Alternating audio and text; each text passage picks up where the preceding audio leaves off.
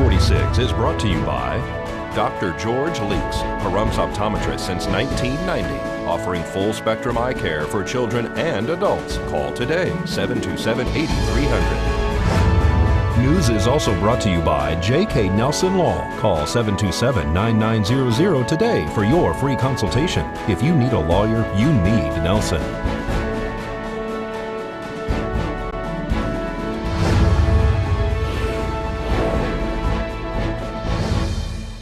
Tonight on News 46, several animals die of suspected poisoning. Fire crews battle high winds to save area homes. And Barney Street is temporarily closed for another collision. News 46 starts now. You're watching KPVM News 46 with Deanna O'Donnell.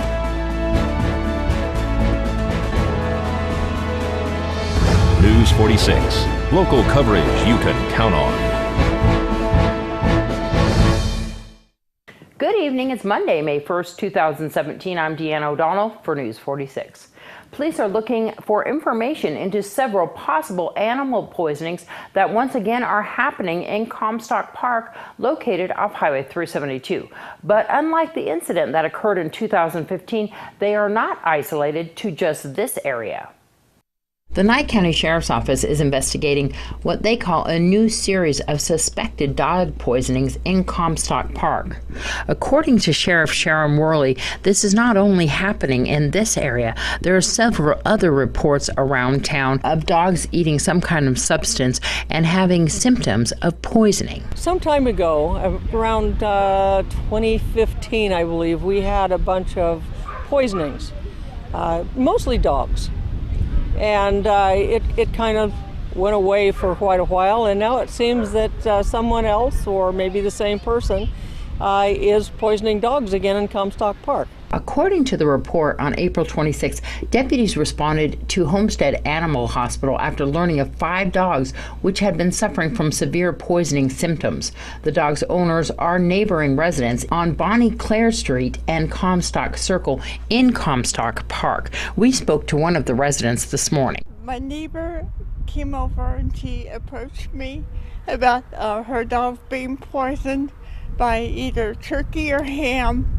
And this is not the first time it's happened in here. 2 dogs have died so far, but we did speak to another homeowner that lives on Warren Street who also says that her animals are being poisoned. It didn't seem like it was anything serious. And then the next day she started declining and she was sleeping a lot, but I didn't think nothing of the sleeping. I just figured she had like a cold or something, was going to get over it. And then she went really downhill from there. She got lethargic, her body couldn't move right. She looked drunk when she would walk.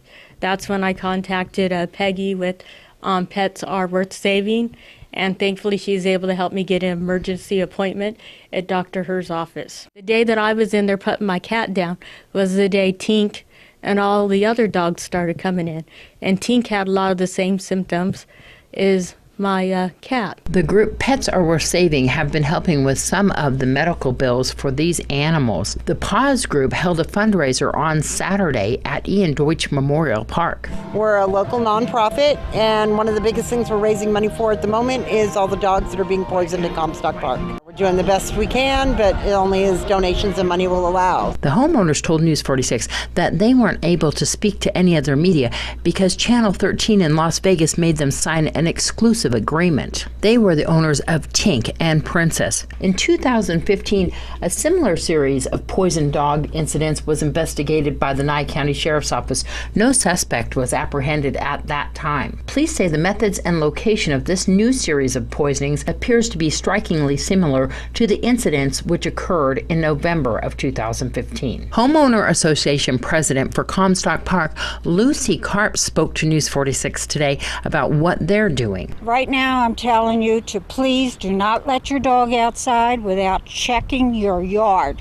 Do a quick walk around the yard, make sure there is nothing there that's suspicious. Detectives are asking for assistance from the public in reporting any suspicious persons in the area. Residents are urged to notify the Nye County Sheriff's Office with any information related to this investigation. You can give them a call at 775-751-7000. This is Deanna O'Donnell for News 46. And Comstock Park is actually collecting some reward money. If you would like to donate to that, you can contact the Homeowners Association. Also, if you would like to donate to PAWS, you can go to Facebook to PAWS, Pets Are Worth Saving, or go to nevadapaws.org.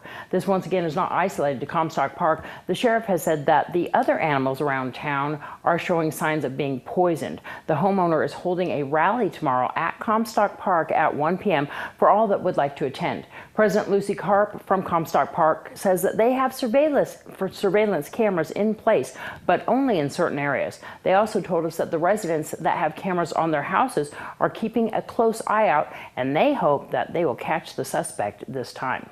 Several buildings were destroyed on Saturday, the result of a multi-structure fire on Union Pacific.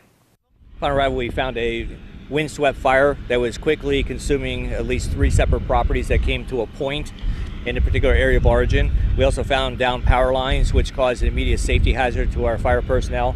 We requested Valley Electric on an expedited response. We also added additional mutual aid companies just because of the conditions we were faced with upon arrival.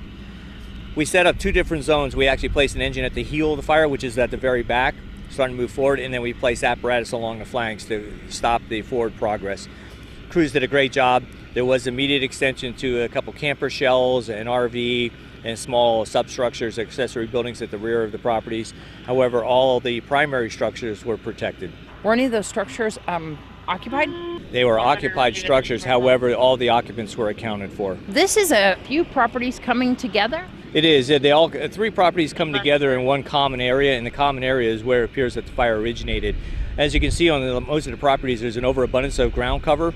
The ground cover has since become dry. We have very gusty winds with, actually sustained winds with gusts up to probably about 35-40 miles an hour.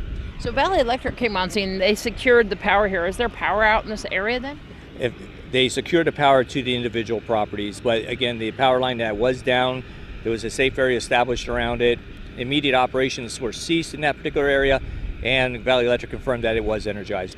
All right. And as far as how to behave at a fire, because people, when they see fires, especially this time of day, Saturday afternoon, they see a lot of fire trucks, what should residents do? A very common challenge for us is the amount of vehicular and pedestrian traffic that the smoke conditions generate.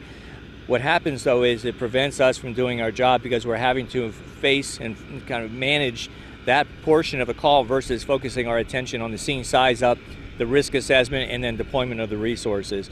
So if I could just remind everyone, stay away from the immediate fire grounds. Don't come up with an overabundance of information into the first person in, because they're actually taking in their observations as well.